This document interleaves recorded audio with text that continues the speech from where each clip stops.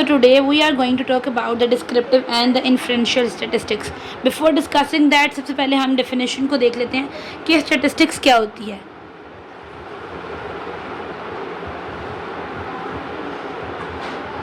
Statistics is a branch of science which deals with 4 basic steps. Number 1 is collection. आप किसी भी data को collect करें, इधर आप उसको न्यूमेरिकल वेज में कलेक्ट करें, सर्वे करें, एक्सपेरिमेंट करें, तो सबसे पहले आपने कलेक्शन ऑफ डाटा कर लेनी है. जब आपका डाटा कलेक्ट हो जाएगा, उस डाटा को किस तरह ऑर्गेनाइज करते हैं. So second step in statistics is the organisation of data. कि वो जो डाटा आपने कलेक्ट किया है उसको इस तरह की फॉर्म में कन्वर्ट करें कि वो रीडेबल हो, उसको डिस्क्राइब किया जा सके और प्रेजेंट किया जा सके. Third step in the statistic is the analysis of data. कि वो जो डाटा जिसको हमने ऑर्गेनाइज किया उसको एनालाइज करें, उससे कोई कंक्लूजन निकालने की कोशिश करें, कोई इंटरप्रिटेशन करें. And the last step is the decision making या डिसीजन प्रोसेस, जिसमें हम फाइनल अपना रिजल्ट जो है वो उस डाटा से कंक्लूड करते हैं. For example I am giving you data जिसमें मैं आपको कहती हूँ कि एक वार्ड में हमारे पास 100 पेशेंट्स हैं और मैं देखना चाहती हूँ कि कितने पेशेंट्स के अंदर बीपी की जो रेंज है वो नॉर्मल आती है और किन पेशेंट्स में बीपी जो है, ब्लड प्रेशर जो है वो हाई है और कितने पेशेंट्स में बीपी जो है वो हमारे पास लो है. तो सबसे पहले आप सबका बीपी रिकॉर्ड कर लेंगे, जो आपका कलेक्ट हो जाएगा डाटा. आप उसको ऑर्गेनाइज करेंगे हाई से लो में या असेंडिंग या डिसेंडिंग किसी एक ऑर्डर में अरेंज कर लेंगे. उसके बाद अब एनालाइज करेंगे कौन सा डाटा इसमें आपको पता लगेगा कि किन किन लोगों का नॉर्मल है, किन का हाई है और किन का लो है. जब आप उसको एनालाइज कर लेंगे, फाइनल आप कंक्लूजन दे लेंगे कि 10 पेशेंट्स का डाटा जो है वो कलेक्ट किया और बीपी नॉर्मल आया, 20 पेशेंट्स का हाई है, 12 पेशेंट्स का लो है. तो इस तरह आप एक डाटा के थ्रू एक रिजल्ट को कंक्लूड कर लेते हैं. So our basic topic today was, I told you, is the descriptive and the inferential statistics.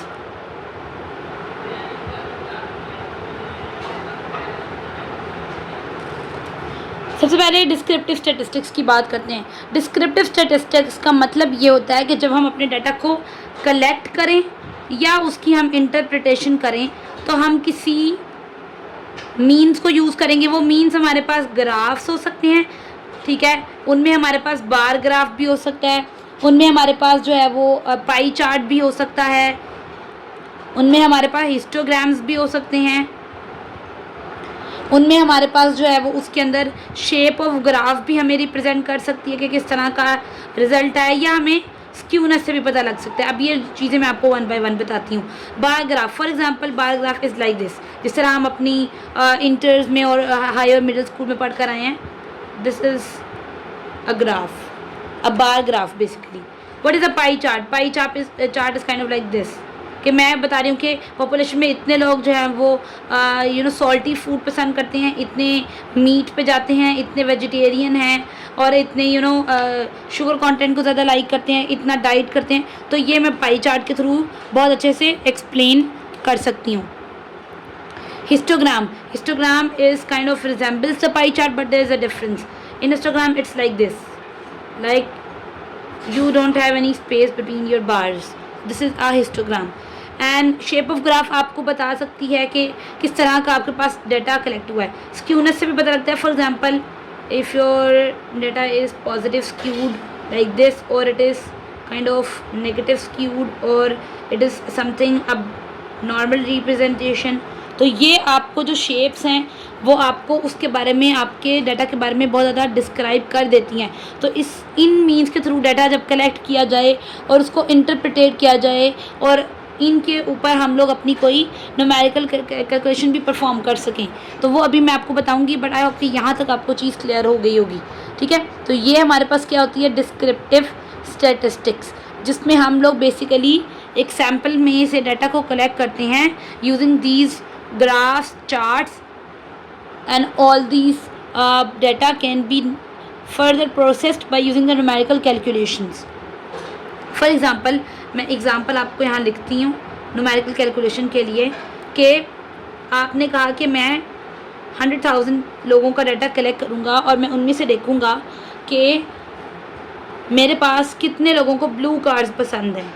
So it is not practically possible कि आप एवरी 100,000 पीपल्स में से हर एक के पास जाएं और उससे उसका आंसर लें कि किसको ब्लू कार्ड पसंद है या नहीं है, ठीक है। सो आप सेलेक्ट करते हैं कि मैं 100 लोगों के पास जाऊंगा या जाऊंगी and I will ask them question कि इधर they do like the blue card और नॉट, ठीक है। तो वो जो मुझे फॉर एग्जांपल मेरे पास 20 लोगों ने आउट ऑफ 100 मुझे आंसर दिया कि उनको ब्लू कार्ड पसंद है, इसका मतलब 20% of the population is representing my answer, ठीक है, कि वो बता रही हैं कि हमारे पास इतने लोगों को ब्लू कार्ड पसंद है।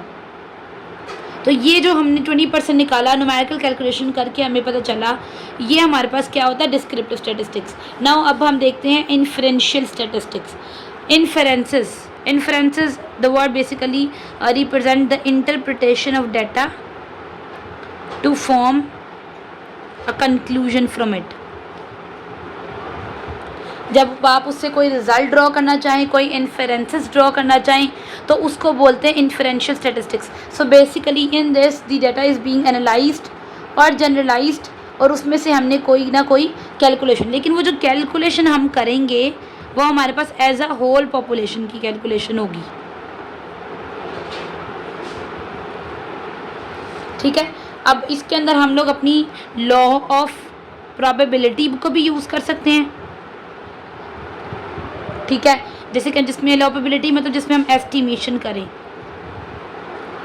लेकिन एज यू नो कि जब हम किसी भी चीज़ की एस्टिमेशन करते हैं तो उसमें एरर या रिस्क के चांसेस जो होते हैं वो ज़्यादा होते हैं। तो हमें जब इसका न्यूमेरिकल रिप्रेजेंट करना पड़ेगा इन्फरेंशियल स्टैटिस्टिक्स के टाइप ऑफ डाटा को, या इस तरह की कैलकुलेशन परफॉर्म करनी होगी, तो हमें साथ में उसका एरर परसेंटेज या रिस्क फैक्टर भी डिस्क्राइब करना पड़ेगा। फॉर एग्जाम्पल इसी को ही ले लो, मैं कहती हूँ कि मैं यही 100,000 लोगों में से अपना कंक्लूजन ड्रॉ कर रही हूँ और मैं ब्लू कार्ड्स के ऊपर ही काम कर रही हूँ, तो मैं कहूँगी कि 100 मुझे इतनी सही नहीं लग रहा कि मेरा सैम्पल सफिशेंट नहीं है कि वो इस पूरे 100,000 लोगों को रिप्रेजेंट करे, तो मैं उसको ले जाती हूँ ऑन 1000।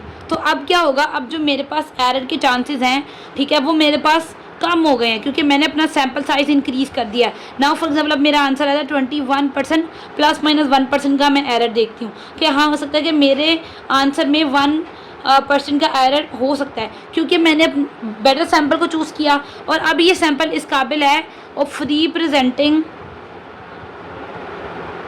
The whole population. और दूसरा ये भी है कि चूँकि अब इसके अंदर रिस्क जो है वो कम हो गया, ठीक है, और ऑल्सो मुझे मेरा जो कॉन्फिडेंस लेवल है, ठीक है, कि मेरा जो सैम्पल है या मेरा जो डाटा है वो मेरी होल पॉपुलेशन को रिप्रेजेंट करा है, वो इंक्रीज़ हो गया, ठीक है। सो स्टैटिस्टिकल इन्फरेंसेस में हम क्या करते हैं, अपने कंसर्न्स को जनरलाइज कर देते हैं on the basis of sample observation, और वो सैम्पल पूरे जो पॉपुलेशन है उसको रिप्रेजेंट करता है। इस तरह फॉर एग्जांपल हम किसी भी ड्रग की इफेक्टिवनेस को देखना चाहें तो हम इसके थ्रू देख सकते हैं। हम किसी मैन्युफैक्चर की प्रोडक्ट को देखना चाहें कि वो क्लेम कर रहा है कि मेरी प्रोडक्ट हाईली इफेक्टिव है, तो मैं देखना चाहूँगी कि वो उसका जो क्लेम है वो कितने % ट्रू है और उसमें कितने % एरर आ रहा है। तो ज़्यादा बेहतर इन्फरेंशियल है क्योंकि डिस्क्रिप्टिव आपको सिर्फ एक नंबर में आपको बताएगा, आपको ये नहीं बताएगा कि आपका डाटा कितना सही है या उसमें कितने रिस्क चांसेस हैं या उसमें कितना एरर है, लेकिन इन्फरेंशियल आपको एरर का भी